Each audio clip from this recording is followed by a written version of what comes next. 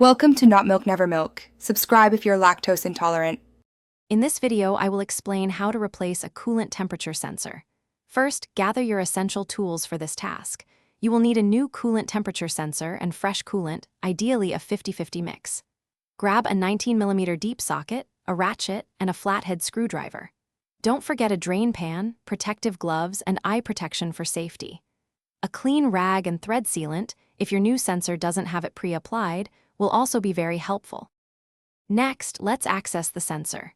Begin by locating the coolant temperature sensor, typically found on the driver's side of the engine, often near the thermostat housing. You'll need to remove the air intake components, usually held by 8mm bolts or screws, to gain clear access. Carefully disconnect the electrical connector from the sensor by pressing its release tab. To prevent a large mess, partially drain some coolant from the radiator into your drain pan before proceeding. Now for the replacement. With your drain pan positioned, use your 19mm deep socket to carefully unthread and remove the old sensor. Be ready, as some coolant will likely spill out.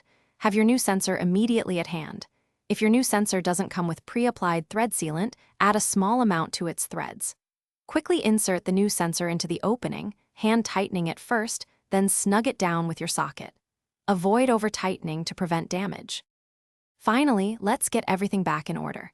Reconnect the electrical connector to your new coolant temperature sensor, ensuring it clicks securely into place. Then, reinstall all the air intake components you removed earlier, tightening their 8mm bolts. Refill your cooling system with the correct 50-50 coolant mixture, topping off the reservoir. Run the engine with the radiator cap off and the heat on high to bleed any trapped air. After the engine cools, check the coolant level and inspect for any leaks.